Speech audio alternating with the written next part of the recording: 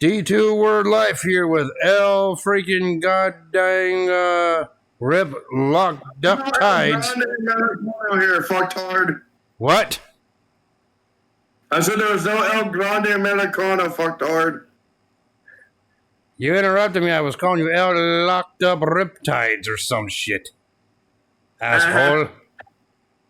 Asshole. And you know what's funny? It's kind of ironic knowing the event we're reviewing today. Me calling you an asshole. We're reviewing fucking goddamn TNA Lockdown 2010. Yes. That took place on April 18th, 2010 in St. Charles, Missouri at the Family Arena with an attendance of 3,023 fans. And the commentators for this event were Mike Tenay and Taz, and the ring announcer was Jeremy Borash.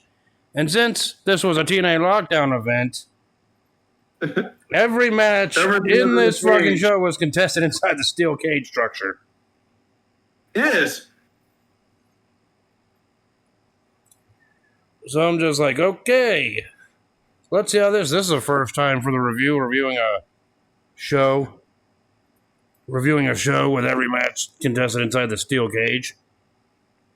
And to mention, Douglas Williams had to be stripped of the X Division title because of the volcano in Iceland, which made his travel pretty much impossible. His travel conditions unsafe. Yep. And Sean Waltman, that's Xbox's real name, was a no-show. Yeah, because Sean Waltman was off being Sean Waltman at that period. And I think in all reality, they literally had to do a four-way escape for the X Division for a shot for a triple threat for the X Division title. Yeah, and as for Sean Waltman's match, he was supposed to be Scott Hall's partner against Team 3D, but ultimately it was either Scott Hall faces a new partner or he faces both members of Team 3D in a handicap street fight. Well, it was the band versus Team 3D, and then Sean Waltman was a no-show, and Hogan told him he either had options of doing a handicap match, finding a new partner, and that was it. And that was it, yeah. And you know, if I remember, Sean Waltman in one of his podcast videos years ago actually commented on this.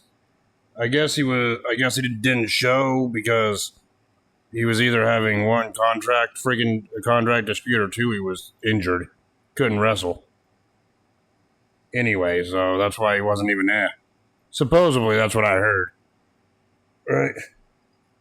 Yes. But nonetheless, the first match on the card was James Storm versus Rob Van Dam, and yeah, these two would be in the Lethal Lockdown main event, but the winner of this match got the team advantage into the Lethal Lockdown main event. Yes. And Rob Van Dam coming out to One of a Kind. Yeah, and then freaking, I like the freaking Beer Money theme song, okay? Yeah, I haven't heard that song in years until I freaking reviewed this. I'm like, okay, there's a reason why I like this song. I haven't listened to it in years. Right? Yeah. This one, I remember, was wild out the get-go. They were doing spots at the start of the match. They were doing like a bunch of like dangerous spots outside the cage area.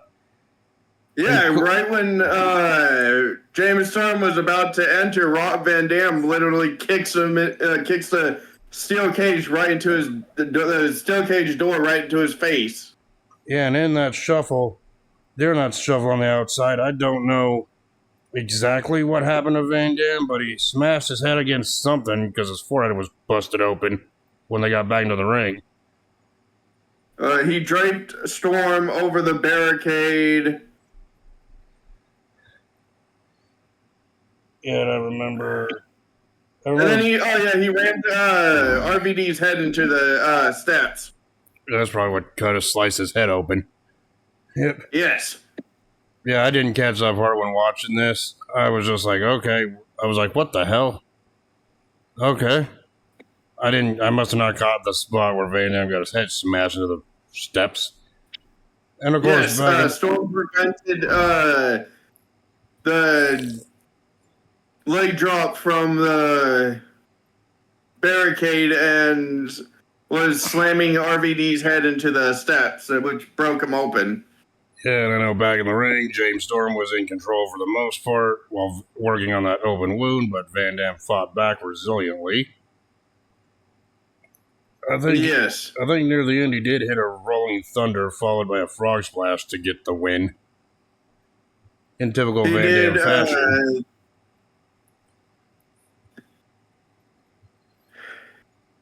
He did an inverted atomic drop by which freaking caught Storm off guard. Yeah. And then he does 10 punches in the corner. Yeah, the 10 punches spot, which is almost every superstar does.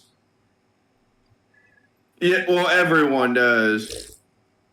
It's pretty much a cliche at this point. Even in today's wrestling, it's a cliche at this point. And Storm puts on your favorite move, the dreaded chin lock. I'm sorry, I'm taking a little pause there for a second to cause that to comment on your freaking chin lock comment. I may have called that my favorite wear down move ever, but after watching King of the Ring 95 about a month ago, I could fucking forget it. I'm tired of that shit. I'm sorry, it felt like my chin was falling off with how many chin locks I've seen in that show. So were you D2 chinless? Basically. But anyway, were you the cousin of the James Ellsworth? Oh God, I wouldn't necessarily go that far. But anyway, but I know Van Dam got the win in this one. Then you know. Yeah, RVD did a clothesline. Did the frog splash? I know he won it with that maneuver at the end. The Storm did a big boot. Then he does the chin lock yet again to reopen the wound. Chin lock. That's dangerous territory. God damn.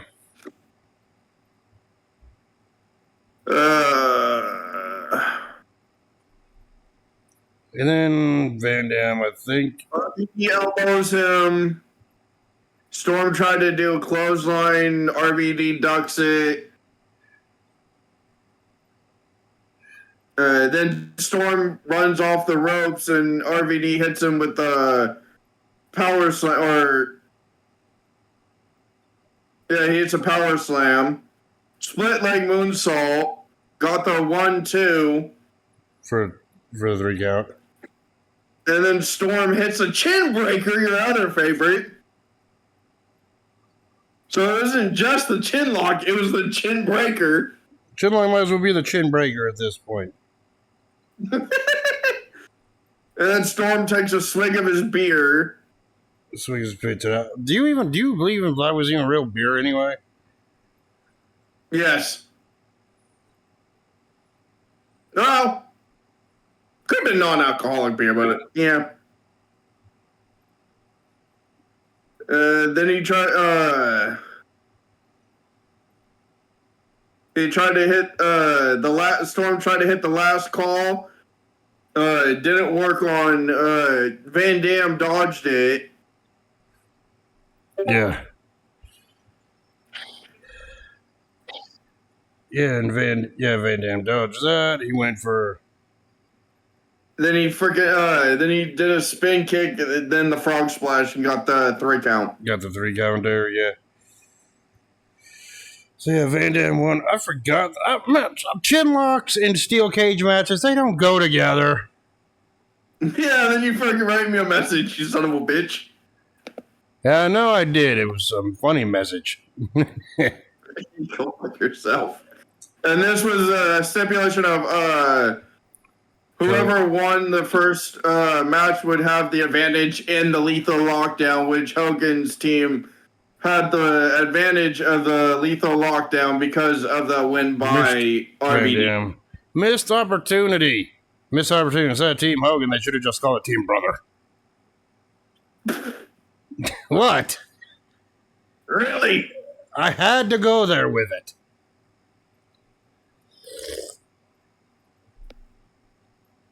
And then the next match was the escape four-way escape, which had Alex Shelley, Chris Sabin, Brian Kendrick, and Homicide. The winner of this would be added to that X Division Championship match later on in the show. I remember correctly, it's like Chris Sabin and Alex Shelley were on the offense early, just taking out both Homicide and Kendrick until they started fighting back. And then all of a sudden, Brian Kendrick and Homicide tried to form a partnership, which, that was short-lived, but they did manage to keep down Alex Shelley and Chris Sabin. And it ultimately ended with Homicide double-crossing Kendrick and escaping the cage. Well, it was funny as hell because he fucking literally had it was either Shelley or Sabin fucking literally in a Boston Crab kind of literally was sitting on his back. Literally had Kendrick running back and forth off the ropes just to slap him. Oh yeah, I remember that. That was funny. Well, anyway, besides my brief thing about this match, anything else you want to add to this one? Because to me, I really wasn't into this one. It was a decent match. It was fast paced for what it was. Kendrick and Homicide teamed up for a bit. Yep. Homicide hits the cop killer on Sabin, and then I think Kendrick at one point was also busted open. There was a lot of bloodshed in this show. Yes. Because I remember at the end seeing freaking the blood going down Kendrick's face when he was looking at the camera all pissed off. Right? Yes. At some point, I really don't know how he got busted open. Probably smashed his head on the steel. Probably got his head smashed against the steel cage or something. All right.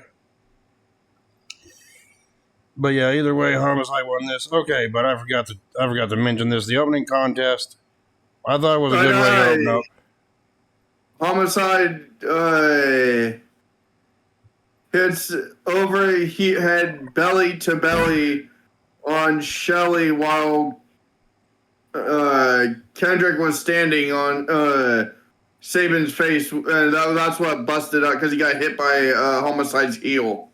But yeah, anyway, Homicide won with a little chicanery, falling Brian Kendrick and got out before Kendrick could.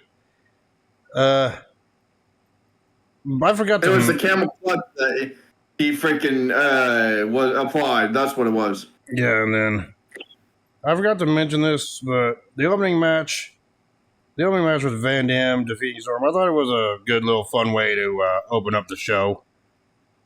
And violent way, obviously, because of the blood fall in there. But this one, the four-way, I really wasn't. I mean, they did their job. It was really short. I really wasn't into it. I could have used a little bit more time, but I understand. In the long run, in the power of hindsight, I understand why this one was short, because obviously the winner had to come out and fight again in a triple threat. So, yeah, I understand why they kind of kept this one kind of under 5. Yeah. Well, I'm just saying it could have at least used a couple more minutes, but that's just a little nitpick. All right. So what do you think of this 4-way? The third match was Kevin Nash versus EY. Hold on. What did you think of the 4-way escape match? It was a decent match. But anyway. Yeah, was it a great match? For standards, yes. The participants have better matches. Yes. Brian Kendrick, Alex Shelley, Chris Sabin, and Homicide's movesets. Yep. I mean, did they have better matches? Yes. I mean, hell, I know they had better matches. Brian Kendrick is a former interim WWE champion, believe it or not. You just Yes. Lord knows we're going to be reviewing that match and be like, I'm almost tempted to put that image up for the fucking thumbnail picture. When we review the event that happened on. Yeah. But anyway, moving on. Next one, we got Kevin Nash versus Eric Young, and this one had a decent story to it, I guess. Eric Young was Kevin Nash's tag team partner, kind of like the veteran mentor role. So Nash decided to take him under his wing. As somewhat of a mentor. To say. And then it was like the previous month, or a couple months back, that Nash turned his back on Eric Young in that tag match against Hall and Waltman, or Six Pack, whatever you want to call them. Rejoining those two. And they actually, storyline, tried to open up a spot for Eric Young, but Eric Young wanted none of it, and he's pretty much attacking Kevin Nash, setting up this match. Right? Yes. That's basically the story here. And then, I mean, Eric Young, for the most part in this match, tried, and he got some offense on Nash, but Nash pretty much dominated this one, from what I remember. Well, you have a big 7-footer versus a small guy. Yeah. Who do you think will win? I'll tell you what, if Hornswoggle were to ever beat the Great Khali in a freaking one-on-one match, then I'd be like, anything's fucking possible at this fucking point. And plus, a small guy versus a bigger guy, that's pretty much Rey Mysterio's career. And Rey Mysterio did well for himself. Rey Mysterio. But Eric Young ain't no Rey Mysterio. Well, I know Eric Young ain't no Rey Mysterio. He was probably there for in his kids' lives. Don't fuck yourself with that, bitch. That loving motherfucker. You know I have to I gotta say the joke. Every time, right? But yeah, Nash was pretty much dominating. Yeah, Eric Young got a little bit of offense, but it was Nash dominating for the majority of this otherwise brief, short match as well. And there was obviously a good reason for it, right? Well, Young went in fast and furious. Freaking hit him with a few knees. Did a flying crossbody. Yep. Yeah, what else do you remember from this match? Nash got freaking trapped. Was surprised by Eric Young got trapped in the ropes between the steel cage. Freaking Eric Young literally fucking went balls to the wall to hit him. Freaking trying to take advantage of that. Yeah. Yeah, but Nash eventually got the upper hand. Nash gets that and hits him with a few knees. I'm surprised Nash didn't tear any quads doing that. He literally pushed. Well, before that, he literally pushed the ref to the side a little bit to hit Eric, and then got him in the nuts. So you could say that Nash was addicted to Eric Young's. Dude, which to me that spot didn't really make any sense, because I'm like, okay, Nash, you want to get the advantage. Why do you have to make sure the referee doesn't see you hit a low blow when you're in a cage in a match in a show that basically has no DQs? Because any disqualification in a cage match would be bullshit. But then again, we saw a disqualification in a Hell in a Cell match, and I really do not want to fucking watch that event either. I have no idea why he did that, but he did. Probably out of instinct. Eric went down like a sack of potatoes. And Nash, I remember, eventually nailed the jackknife powerbomb on the Young and actually picked up the win that way. Nash picks him up, hits the jackknife for the 1-2-3. After he lawn darts him into the cage. Yep. So, yeah, and I remember after the matchup, Nash got on the microphone and said, "Hey, yeah, for those guys in the back, Scott Hall will have a partner." He freaking literally said, "Hey, yo. Hey, yo, Scott Hall will have a partner." Isn't going out by himself. He has a partner. Me, yep. And I'm like, I saw that coming a mile away. All right. Yeah. So, your thoughts on this Eric Young Kevin Nash match? Did Kevin Owens have to, or you mean Kevin Nash? God, I can't. Kevin Nash, Kevin Owens, Kevin Steen, which is the same person as Kevin Owens. Too many Kevins around here. Yes. Fuck Kevin Nash, did he have to fucking be a dick to Eric's nuts? No, he didn't. He could just low blow him right in front of the referee, and there's nothing the referee could do. He didn't even have to freaking low blow. He could have just hit him with a big boot and then freaking jackknife powerbomb. 1, 2, 3. That's it. Exactly. But I thought this match felt on average for the big man versus small man match. Did Eric Young have better matches? Yes. Did Kevin Nash have better matches in his career than this? Yes, as a matter of fact, Riptidz, we all know your favorite Kevin Nash match was that tag match we did at King of the Ring 95. Go fuck yourself. The only reason I said it because everyone knows Kevin Nash was Diesel as well. Go fuck yourself. Never. But then we go on to perhaps probably your favorite match of the night. And I'm not saying that because of the match itself. I'm saying that for the entrance. But before we get into that, I think Tara was the former women's knockouts champion before this event. And then they did the whole lockbox fucking shit where Tara got her damn pet Trezla back only for her to realize, wait, if I got this back, that means I just lost the title. Thank you for reminding me about that stupid spot. You're welcome.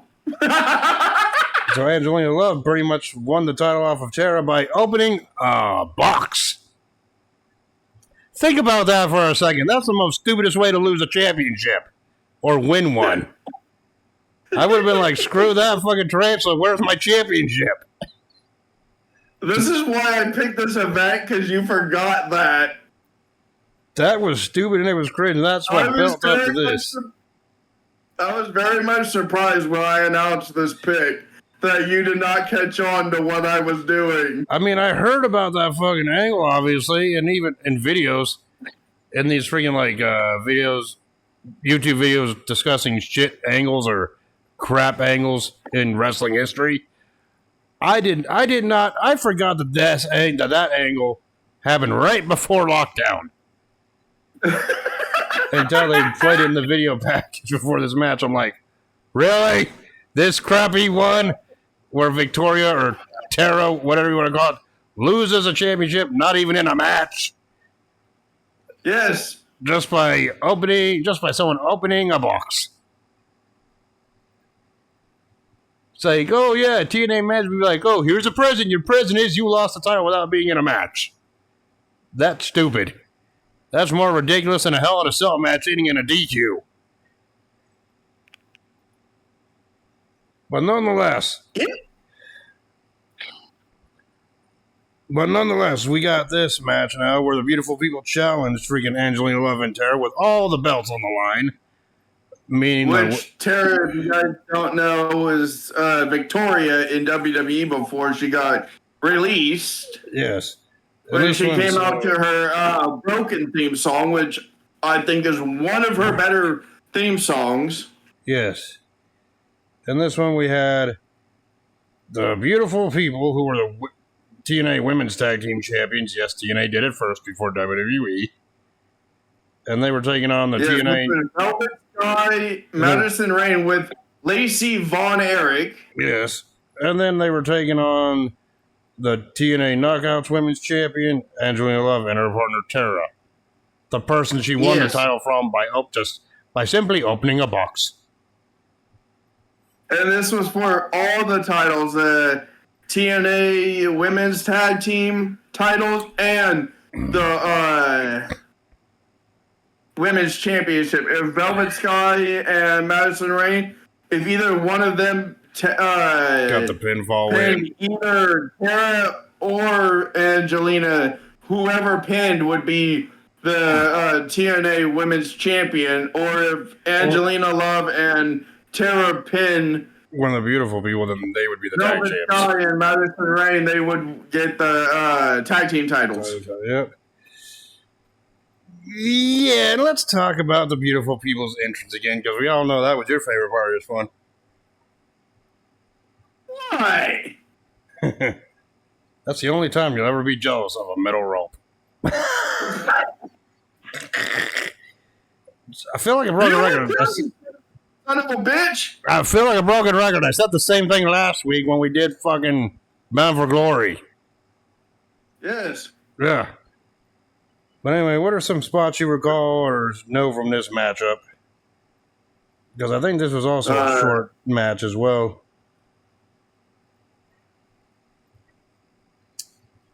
Oh yeah, and by the way, you know who I did not envy? The freaking timekeeper or the ring announcer had to hold that damn tarantula. I don't care. Yeah, I don't care if it was in a cage. I'd be like, get this damn thing away from me. Right? You'd be saying the same thing too. The same thing. You put down the tarantula. You'd be saying the same thing too. You'd be like, get this tarantula away from me. Right? It was a good match for what it was. Yeah, but what are some spots that stood out to you from this tag team match? Because all I can recall is the ending to it, but I know there was more to it than that. Freaking the beautiful people tried to do their entrance like they normally would, which didn't make sense to me with Madison Rayne and Lacey Von Erich. Yeah, and Taz didn't even say his famous line. Yeah, no. In this one, so you got deprived of that. You're like, good dude. Yeah, I got deprived of let the pigeons. Yeah, well, I said it when Angelina Love did her entrance anyway, so. Yeah, mocking it because she was a former member of that stable. Yes. And I'm just like, God. Well, they only brought in Madison Rayne and Lacey because Angelina Love was having contract issues. Yep. Yeah, and the match itself was all right for what it was. I don't think neither team had the advantage for too long in this match. No, but it was funny as hell to see Madison Rayne eat a fucking power slam. Yeah, and I think in the end there was some kind of like miscommunication or something. I just know Madison Rayne got the pin on Angelina Love here near the end. Or at the end. Yes. And that's how Madison Rayne became. After Lacey Von Erich hit Tara. Well, Tara hit Widow's Peak. Yeah. And got the 2 count. Mm-hmm. And then Lacey Von Erich opens up the door when Angelina Sky takes care of Velvet, knocks her down. She's getting told by the ref to get on the outside of the ropes. Lacey Von Erich opens up the cage and hits Tara in the back of the head with the title. Oh, yeah. Knocks her out. Interference spots. And then it ended with, like I said, with Angelina Love pinning, or not Angelina, Madison Rayne pinning Angelina Love to win the match. Pinning Tara. Or pinning Love to win the match. And then afterwards... No, she pinned Tara. Well, it doesn't matter who should win. Either way, the beautiful people had all the championship gold A freaking person. It was literally Tara that was tagged in. and got the pin. Okay, and got pinned. Well, Yes. okay, but either way, the beautiful people had all the gold at this point. Yes. At the end, and then all of a sudden, And then Tara literally turns on. Was trying to explain what was going on, and then literally turns on Angelina Love and attacks her. Yeah, and this is what started Madison Rain's reign as TNA Knockouts Women's Champion. A championship reign that I think would last up until Bound for Glory when she lost it back to Tara. That we spoke about last week. Ugh. Yes. Ugh. And then JB which is Jeremy Borash, was interviewing Team Flair. Yeah, and Flair was saying it's Flair country. Yeah, no, and before we get to the next match, my thoughts on this women's tag match, it was all right for what it was. To me, it just teetered on average. Right. But you gotta think, been better? Yes. You gotta think the women's wrestling. Is there a rivalry versus Angelina Love and Tara's rivalry to continue? Yes. Yes. But you know, you gotta realize. Also break up beautiful people with Madison Rain getting on a power trip. Yes. Yes. Also, though, you gotta realize women's wrestling back then wasn't as, how do I put this, wasn't as good as it would be, or good or entertaining as it would become a few short years later. But you got to realize too, this match here, the tag match right here, was an upgrade compared to what we were seeing in WWE for women's wrestling at the time. Yes, and like I said, JB or Jeremy Borash was interviewing Team Flair. Team Flair. Flair literally saying it's Flair country. Making fun of Jeff Jarrett, said, "Oh, Team Hogan has Jeff Jarrett. Well, I have Sting." That, and what did you think about AJ Styles' Ric Flair phase when he came out wearing that damn robe? Fucking wannabe. And I'm just like, this does not fit AJ whatsoever. No. That would be like, that would be the equivalent to like freaking Glenn Jacobs coming back and making Omos wear one of his Kane masks be like, "You're the next Kane." It does not work. Right? Just like freaking AJ Styles was never going to be the next Ric Flair. All right. And then we have the X Division cage match. For the X Division Championship. Homicide, Shannon Moore, and Kazillion. Yeah, and this was a big step up from Shannon Moore being a Mattitude follower. Remember those days? He had his Punk Shannon Moore phase where he had the Book of Dillygaff. Yeah. Yeah, and the tattoos and the mohawk hairstyle. Yes, this was This was his reemergence shortly after being released from ECW at the same time. WWE, ECW, whatever. And Homicide got into this, as we mentioned earlier, by winning that escape match. Yes. And I just know this match was fast-paced between all three of these men. All right. Yeah, well, you had Shannon Moore and Kaz teaming up against Homicide, literally saying that Homicide didn't belong in that match. Yep. Yeah, and I just know that at times it was kind of hard to tell who was going to win this one. But what are some other before we get to the end, what are some other big spots you remember from this match?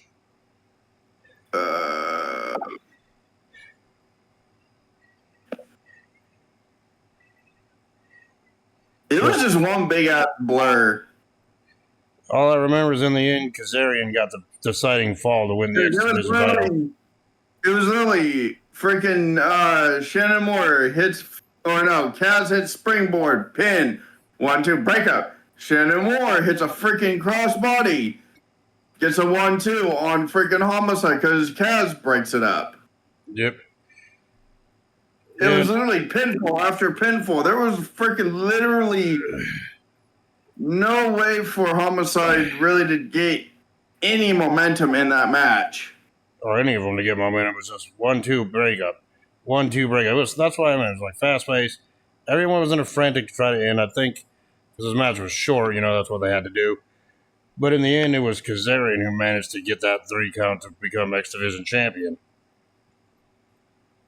Well, because Shannon Moore hits the moonsault and on Homicide, freaking Kaz, he goes for the 3, he pins him, Kaz breaks it up at the 2, and then freaking Kaz hits the blackout, which wasn't called blackout at that time, he just freaking nailed him in the head with a freaking death drop or whatever. Yep. And freaking just pins him for the 1-2-3. So Kazarian became a X Division champion. Driver, that's what it was. Yep. This match I thought was okay. It wasn't the show stealer, obviously, but it was better than the previous match Homicide competed in. All right. Yeah. But yeah, I thought it was okay for what it was. Next we go to the Falls Count Anywhere street fight between Kevin Nash and Scott we go to the Pope.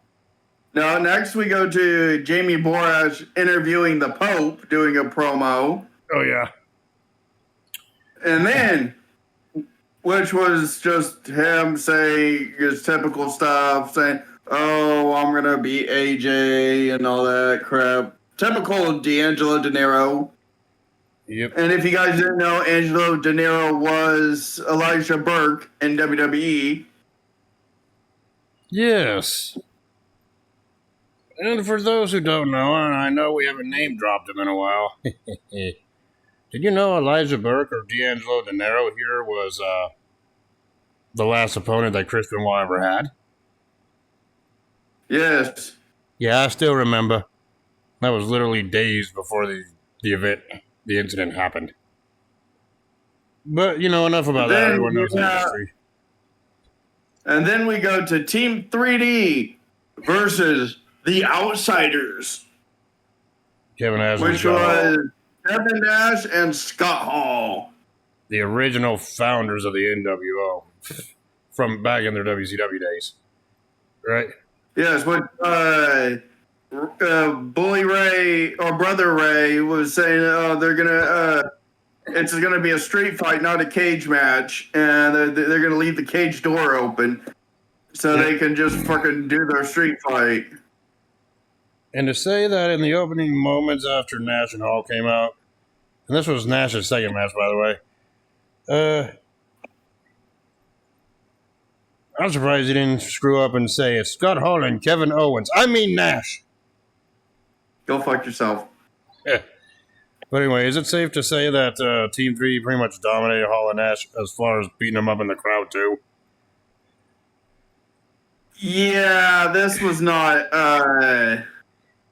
Kevin Nash's and Scott Hall's night.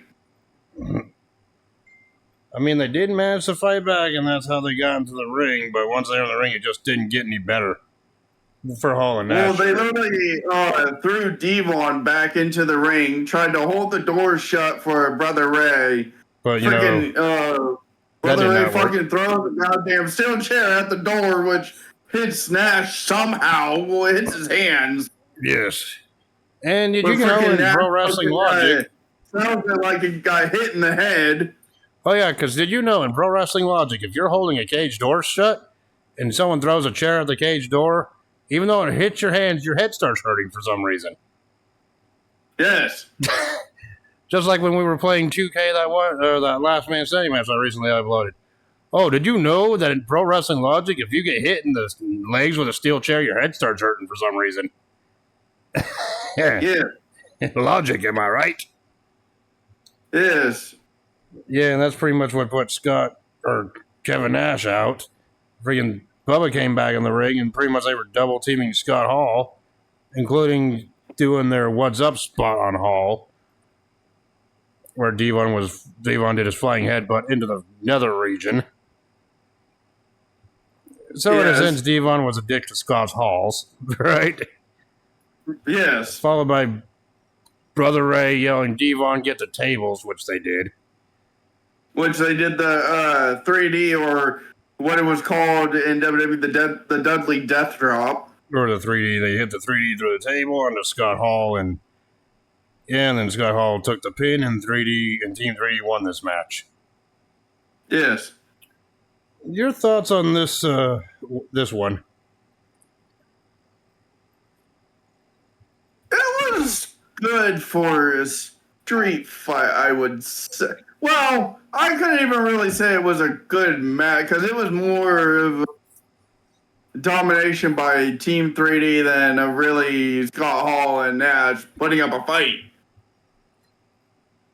Yeah.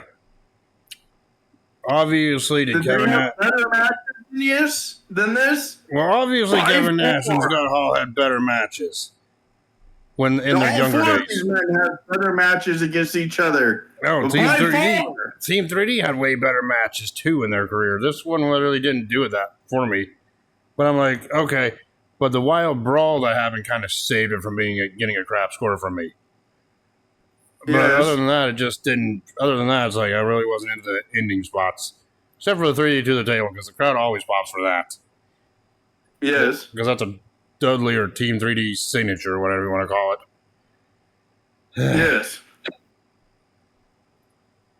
Now can we go on to what many say is the best match on this card? Then we have Mr. Anderson, or Mr. Kennedy, if you guys remember him from WWE. Taking on versus Angle. Kurt Angle. Yeah, the story with this is that Anderson always kept cheating to beat Kurt Angle, including disrespecting the troops or something by spitting on the friggin' dang warrior medal that Angle had around his neck.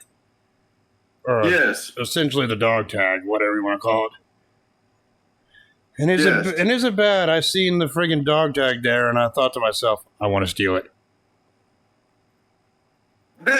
And yeah, I'm making a funny Call of Duty reference when I say that, because you always call me the tag stealer.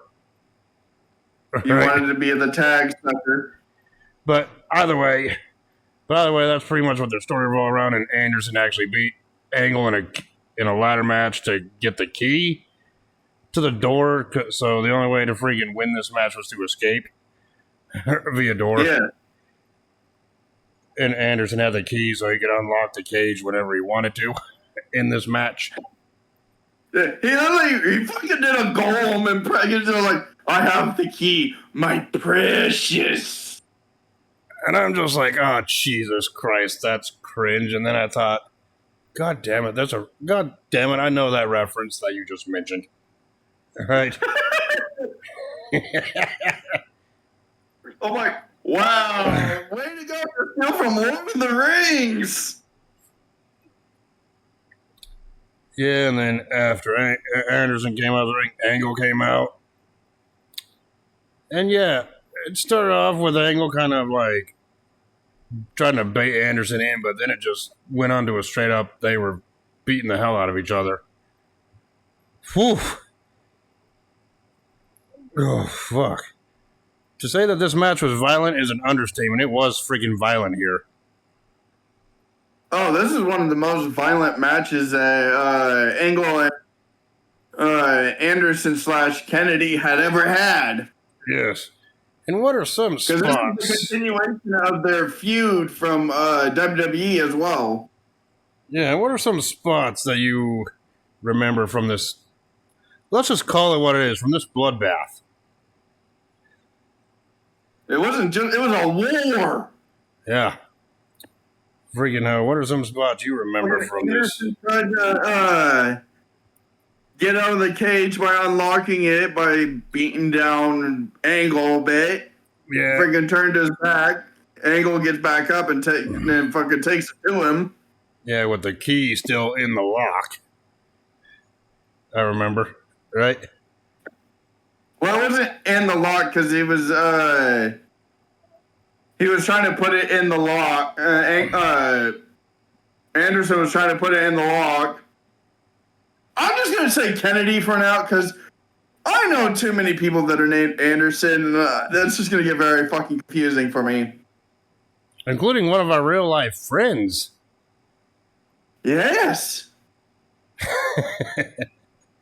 But whatever, Kennedy, Angle, everyone knows the same person. Basically. Yeah, so Kennedy freaking tries to put the key in the padlock and keeps getting fucking screwed up by the chain. Yep. I think the chain Freaking is something. Angle starts to beat his ass. I think the little chain on that was wrapped around the key that was on the key broke at one point. Yes. Because they just showed the shot of the key just sitting there with the chain off of it. I'm like, the chain broke of it, and then Angle somehow got busted open. Fucking Kennedy at one point got busted. Or Kennedy picked up the key and started pounding him in the head with the key in his fist. Yeah, busting Angle open. Yeah, and then at some point, Anderson himself also got busted open. Yes. Yeah, and at one point, and there was a couple times in this match where Angle applied the ankle lock on Anderson, even though a way of submission would not count, but Angle was probably thinking, if I break your ankle, you can't get out of here. Right? Yeah. It could have worked, but freaking on both occasions, Kennedy, Anderson, whatever you want to call it, got out of it. Reversed the hold. Right? Angle literally had the key and unlocked it just to get out after he beat the shit out of it. And Angle and fucking Kennedy gave him the double deuce.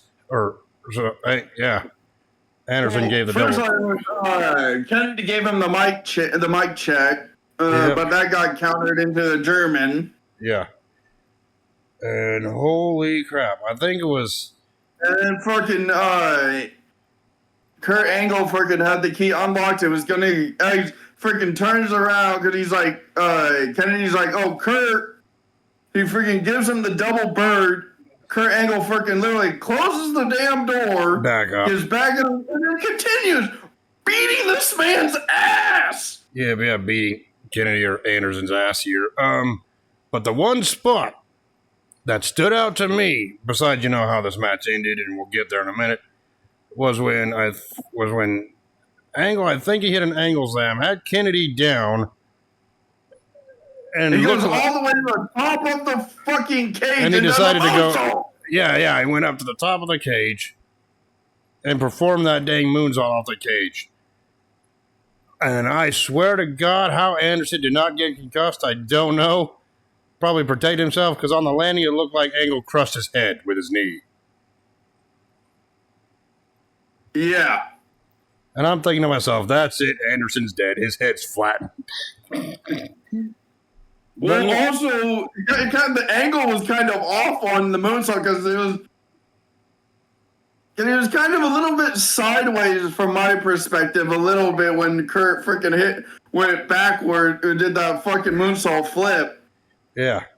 And I'm like, oh my God, Angle's gonna die. Angle's literally going to fucking die. But from another angle of it on the replay they showed, you could see at the very last second, Anderson got his freaking hands up, protecting himself from Angle's knee crushing his face.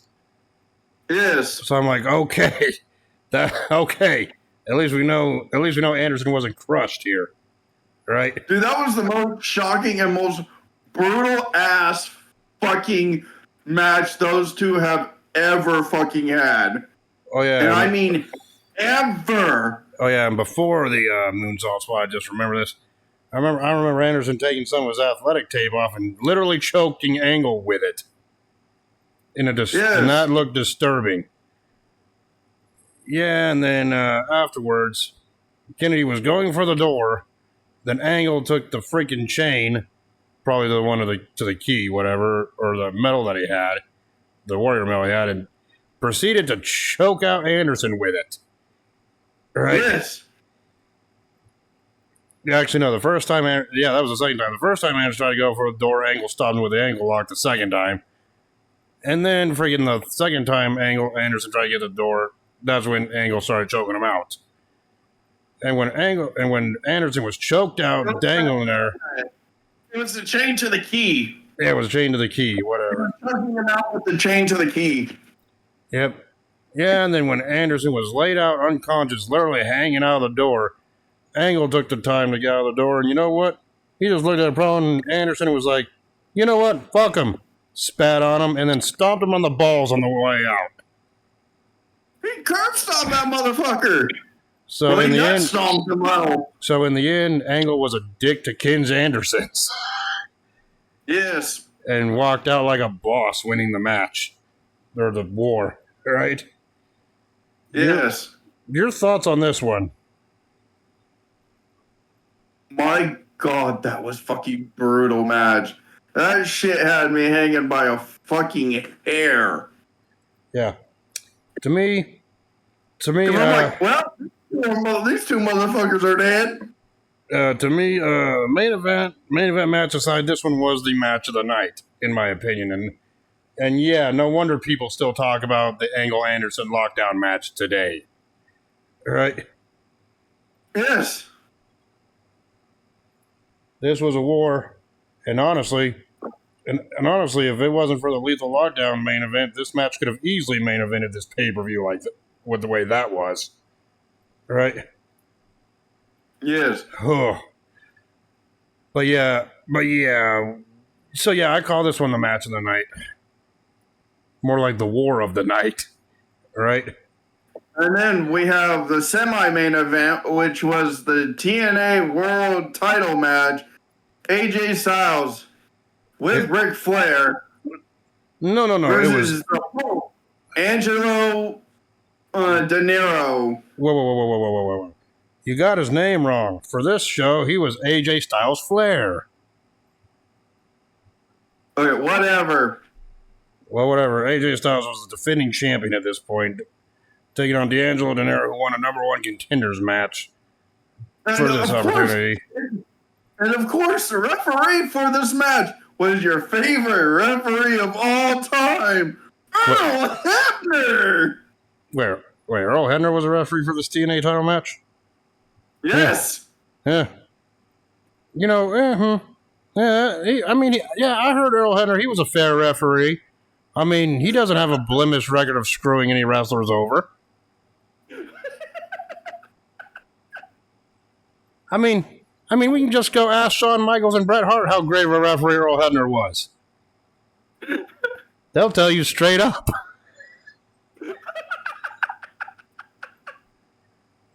You're just losing your shit over there with my sarcasm right now. I know you are.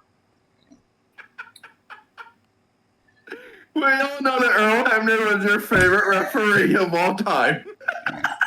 And we all know that you were a fan of his with the all screw job. I mean, Earl Hebner was a great referee. I mean, you can ask anybody. You can trust him. He would never make mistakes, would he, Dustin? No, not at all. Not at all. Anyway, can we talk about this match now? We're really off topic. So freaking D'Angelo Nero comes out first. Followed by AJ Styles Flair. Come out, and Earl Hebner literally tells Flair, "Go back to the back," which is weird for Earl Hebner of all people to do. Yes. And this will be the only time. This will be the only time we will see Flair. I swear. I mean, it's not like he interferes in the main event following this match or anything. So we have a one-on-one with the Pope, D'Angelo De Niro, or better known as Elijah Burke. Yeah. I totally forgot D'Angelo De Niro even wrestled for the TNA title here. But versus AJ Flair Styles. AJ Flair Styles. More like the Flair wannabe. Yes. I'm sorry, man. I mean, before we get into this match, I gotta state this right now. When it comes to Ric Flair, the only one that's closest to ever being the next Ric Flair would be the female version of Ric Flair, who we know today is Charlotte. His daughter. Yeah, his actual daughter. AJ Styles, AJ Styles, as good as he is, and trust me, no pun intended, his career is phenomenal, but he's not a Ric Flair. Well, you could say that he became the phenomenal one. Yes. But anyway. So AJ was pissed when Earl Hebner literally told Flair to go to the back and said, "Oh, you Pope." Yep. Yeah, and then freaking yeah, but what are some other spots from this match? You remember? Pope was on the offense most of it. AJ was on more defense. Friggin'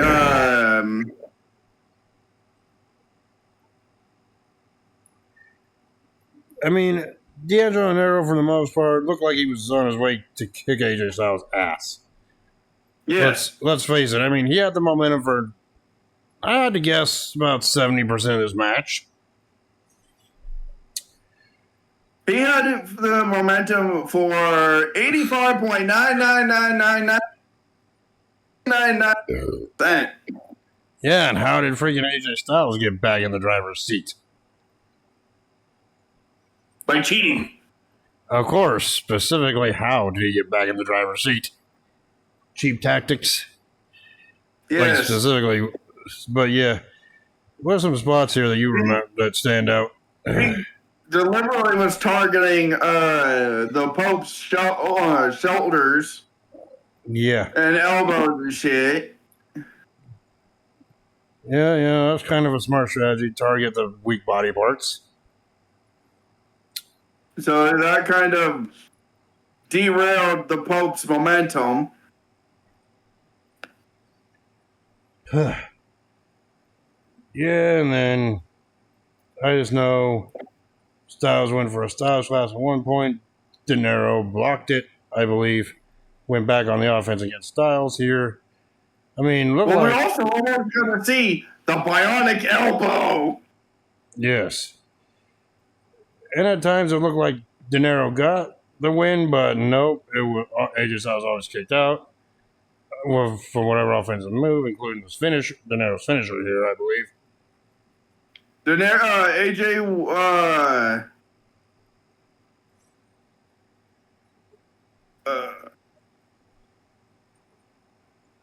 Think about it, it'll come to you. Oh yeah, Pope went for a flying shoulder tackle, and AJ got, and then he pimp slapped AJ. Yep. And he went for when AJ had to crawl to the corner, and then he went for his finishing move, the DDT, the freaking DDE or whatever. We're just called the Burke Express because that's what it was. Yeah. The D'Angelo Express, that's what it was. The D'Angelo Express, whatever. Freaking AJ ducked that, which had De Niro literally freaking knees go into the turnbuckle, which had De Niro on the ground. Yeah. Then AJ went for the flying headbutt. Yeah, which we all know that one isn't controversial whatsoever. I think De Niro also hit the flying headbutt too at one point. I remember seeing. Yes. And I'm just when I seen that, I'm just like, that's a move made famous by a certain superstar. Nothing controversy there. Yes. I'm not going to mention the name. I already mentioned that name earlier. Like I said, there was no controversy with that move whatsoever. Yeah. Excuse me. Yeah, and then AJ freaking went and grabbed a pin from the cameraman, stabbed De in the Niro in the eye eye with it, and then nailed the Styles Clash on the De Niro to get the pinfall to retain the TNA title. Yes. Which I know in most cases, in most normal scenarios, the heel cheating and using a foreign object would lose points, but I really can't do that because it's a steel cage. Anything goes in a steel cage. Hell, Ric Flair could have came back out and interfered on AJ Styles' behalf, and it wouldn't have mattered. So now we are on the main event, the Lethal Lockdown. So, in my honest opinion, whose captain was Abyss. We had the Monster Abyss, Jeff Jarrett, RVD, and Jeff Hardy versus Team Flair, which his captain was Sting, Desmond Wolfe, and Beer Money. Which is Robert Roode and James Storm. Yes. And of course, Team Hogan had the man advantage throughout this whole match because of Van Dam's victory over Storm earlier in the show. All right. Also, we had what a lot of people say was not a smart idea was we had the Monster Abyss, the captain, come out first, and we had Beer Money's Robert Roode in this opening 5-minute match. Yeah, Robert Roode. I wonder what Robert Roode's up to these days. Oh, he's a backstage producer for WWE.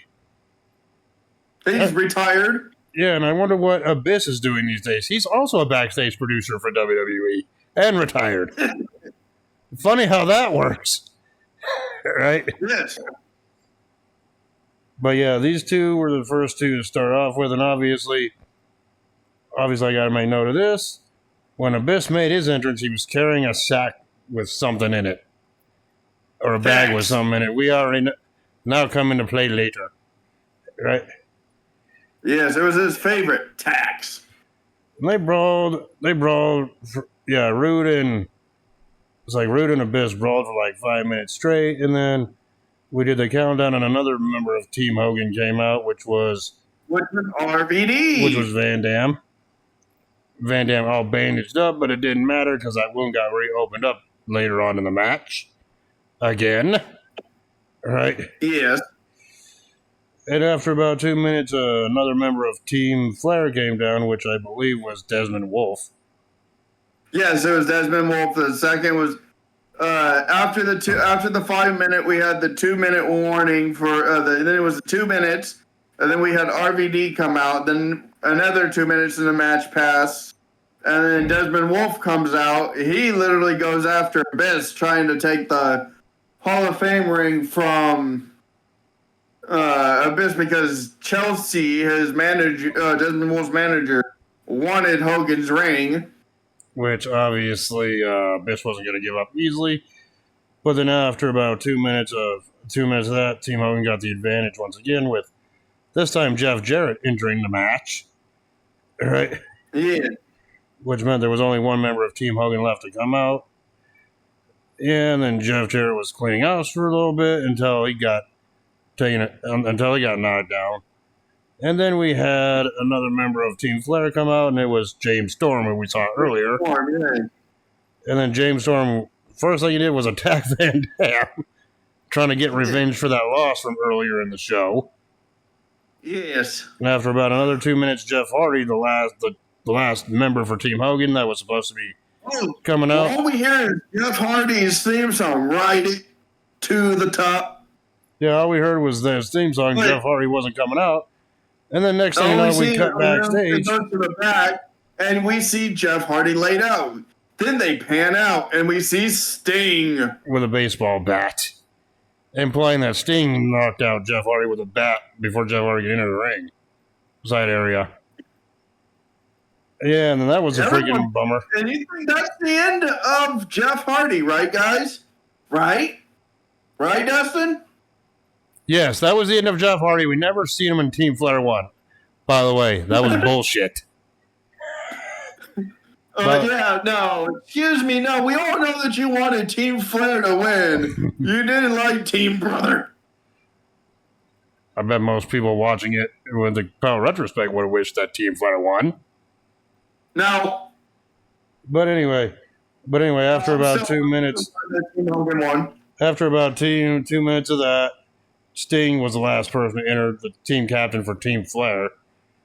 Then Sting was cleaning house for a bit with a baseball bat, and then afterwards he pointed up. The roof for the Lethal Lockdown cage had come down with all the weapons attached. Yep, Sting was pointing up for the roof to come down, and that's when all hell broke loose with the weapons being involved. I mean, they had freaking like chairs. Jeff Jarrett had his guitar. Freaking even Dominic Mysterio was in here, aka the trash can, with the lids. Well, we also had his mask, the trash can lid. Yep. And at one point,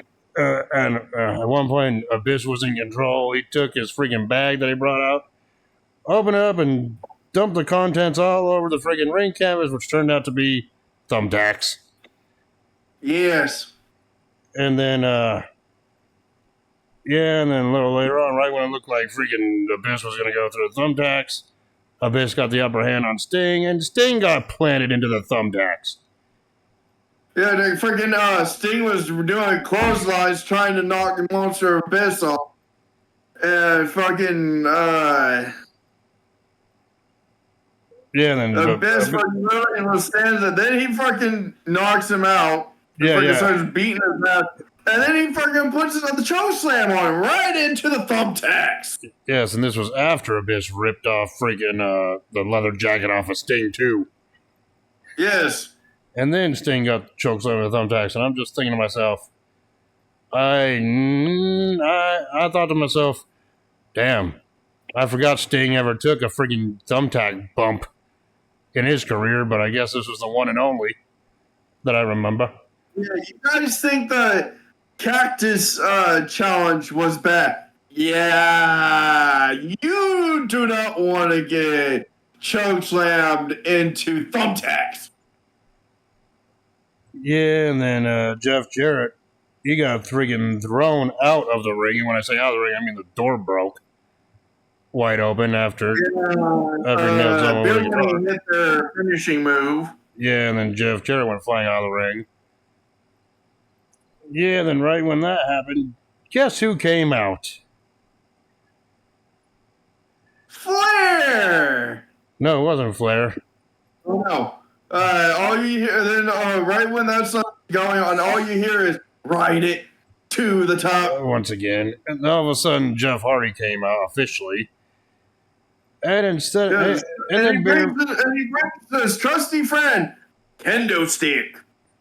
Yeah, and then freaking Beer Money looked at each other and was like, you know what? On the outside, it's Jeff Jarrett's laid out. On the outside, it's two of us, one of him. Let's go get him. Of course, they got dominated. Yes.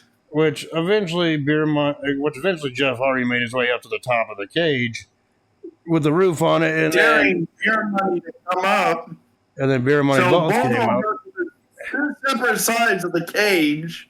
Which Jeff Hardy got the advantage over him on the top of the cage there, including hitting, I believe, Rude with a twist of fate on the top of the cage. He hits Storm with the busted up kendo stick. Rude with the trash can lid. Yes. Storm and Rude get advantage a little bit. Yeah, and then Jeff Hardy low blows Storm. And then Hardy set up a table.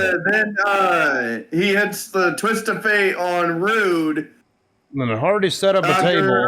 Then Storm and Rude put a table up on the top. Yeah, and then Jeff puts Storm on the table. Then Jeff Hardy, the ever crazy son of a bitch Jeff Hardy is. This motherfucker literally puts up a freaking steel ladder all the way up, climbs this like a crazy motherfucker, and freaking literally does a leg drop off of it. And I'm just like, holy shit. I'm like, that could have gone bad either way. Right? Which put freaking Storm through the table. And all I can think about is like, thank God that roof was reinforced. Can you imagine if it broke? Holy fuck. That would have been no bad. Undertaker and Mankind situation here. Yes, that would have been all bad if it broke right there on that impact. Yeah. And then right when all three men were laid on the top of the cage, that's when Ric Flair's music hit. Yes. And he came out, and the first thing he did was attack Abyss once again, friggin' trying to take friggin' Hulk Hogan's Hall of Fame ring off of him, only for Hulk Hogan's music to hit. Now Flair had to spot it. Oh, I can't pull off the ring. I'm going to bite Abyss's fingers. I'm like, that's disturbing. Right? And then you hear Hogan's music. Hogan comes down, starts beating the crap out of Flair, and then, well, your other favorite person, Eric Bischoff. And I'm like, Eric Bischoff came out. I'm just like, oh my God, not again. Not again, similar to the way the last one ended that we reviewed last week. What the fuck, right? I'm surprised you didn't say anything when I said your other favorite person, Eric Bischoff, but okay. Ha, ha, ha, ha, ha. Very funny. Let's just wrap this up. Yeah, and then freaking out. Well, I also like Eric Bischoff because I use him in Beat Your Ass in 2K, but okay. Jesus Christ. Freaking Bischoff comes out. Hogan's literally asking Bischoff, why are you stopping me? Bischoff freaking literally takes out brass knucks. It looked like he was going to hand Flair the nuts. I'm going to give him to Flair. Not. Throws it right back to Hogan, and Hogan starts beating the shit out of Flair. Ric Flair started got the shit beaten out of him. Freaking Flair busted open, which, let's face it, at 60-something that he was back then, or 50-something, whatever, however old he was, that really didn't take much. Yeah, yes. and then at one point, Ric Flair got nailed in the head so damn hard he fell over backwards into the thumbtacks himself. And I'm just like, Flair, Hogan takes off the brass knuckle. Then he starts just bare knuckle brawling on him. Friggin' Hogan, Flair friggin' does his normal spot where instead of facing forward like he would fall, yeah, he goes backwards into thumbtacks. And then Abyss starts to get up. Desmond Wolf starts to get up. Abyss starts attacking Wolf. Friggin' and it was a black hole Wolf slam. into the ropes a little bit. Not to the ropes. He friggin' literally did the black hole slam under Wolf. To the ropes. Then hits him with the black hole slam for the one. Well, for the 3 count, so Team Hogan won the thing. Won this war. So yeah. And you weren't happy about that, brother. No, that didn't work for me, brother. But yeah, your thought, and that's and then Team Hogan celebrated their win. So yeah, and then the show fades to black after that. Your thoughts on this main event? Oh, this was a war. Yep. And obviously, it was one of the 2 best matches of the night. The other one being the Angle and Anderson matchup. But this main event was also wild and chaotic. Yes. Oh. So now we go to what I always call our favorite part of the review, which is our rating system / grade system. So, Rob Van Dam defeating James Storm in the opening contest to gain the advantage of the lethal event. You gave it 5. I gave it 3 3/4 out of 5. Ugh. Homicide defeating Chris Sabin, Brian Kendrick, and Alex Shelley in that skate match.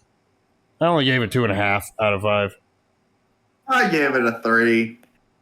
About on par. Kevin Nash defeating Eric Young. I gave that one 3 out of 5. 4. The Beautiful People defeating Angelina Love and Tara to unified the women's tag team and women's knockouts championships, with Madison Rain 4.5. becoming the women's champion. I gave that one 3. You gave 4.5. Yeah. Yeah. Where'd the extra 1.5 come from? Oh, the entrances. Other than that, the match felt average to me. Kazarian defeating Homicide and Shannon Moore in that triple threat to win the X Division title. I gave that one 3.5 out of 5. Got 2.5. Team 3D defeating Kevin Nash and Scott Hall in that street fight. I gave it 3 3/4, and that's probably the best I could do. 4. So yeah, 3 3/4 out of 5. You gave it 4. Kurt Angle defeating Mr. Anderson. Easily 5 out of 5. Easily 5 out of 5. Any rating less would be a freaking disgrace. AJ Styles. Don't fool you. He gives it a 1. Bullshit. If I gave Angle and Anderson's match a 1 out of 5, everybody would be coming at me with a torch and pitchforks. So obviously the Angle Anderson match to me got a 5 out of 5. That was a 5 out of 5. That was a straight fucking classic. AJ Styles Flair defeating D'Angelo Dinero to retain the TNA Championship. I gave that one 3.5. I gave that one 4 out of 5. 3.5.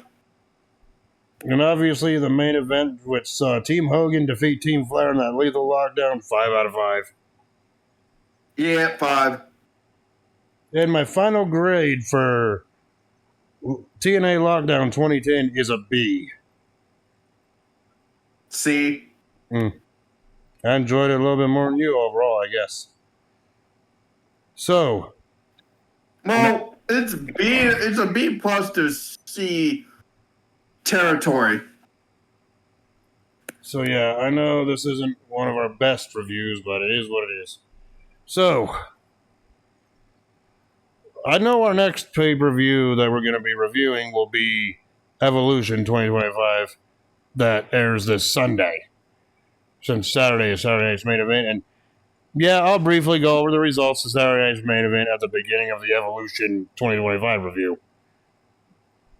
Just for those who are wondering, right? Yes. But I know for next week, I know we're going back to the Classic Pay-Per-View after the Evolution review, or Evolution 2 review, what it's unofficially known as. But I'm feeling generous. You got 2 events coming up this week. So not only, next week is my pick, so for the Classic Pay-Per-View review. So next week, not only are we going to be reviewing Evolution 2025, but for the Classic Pay-Per-View review at the end of the week next week, we will be going back, and we are going to be doing a Classic SummerSlam event. And boy, did I think, if I thought that the storyline for the women's storyline here from TNA was freaking cringe with Tara losing a championship, not even being involved in a match. That has nothing. It has nothing compared to the storyline from one of the matches going into this one. So yeah, next week on the Classic Pay-Per-View review at the end of next week, we will be reviewing the 2001 SummerSlam event. We be really learn English. We be watching that event and doing our god dang review. We don't need no hillbilly English, boy. And yes, we will be watching that god dang cringe storyline where freaking DDP was a damn stalker. And then probably got his ass handed to him. Yes. Besides that, SummerSlam 2001 had 2 mega main events to it, which was Booker T defending the WCW Championship against The Rock. So it was a battle of the Bookend versus the Rock Bottom, which are essentially the same maneuver. And we also had Steve Austin defending the W Championship against Kurt Angle. Yes. And yeah, the 2001 SummerSlam happened during the Invasion storyline. But either way, it should be a good show to review. Yes. So yeah, just a recap on Monday next week, you'll be getting the Evolution 2025 review, and then at the end of next week on Friday, more than likely, week from now, we'll be getting the SummerSlam 2001 review. Yes. So yeah, that being said, we will talk to y'all later. Peace. Deuces.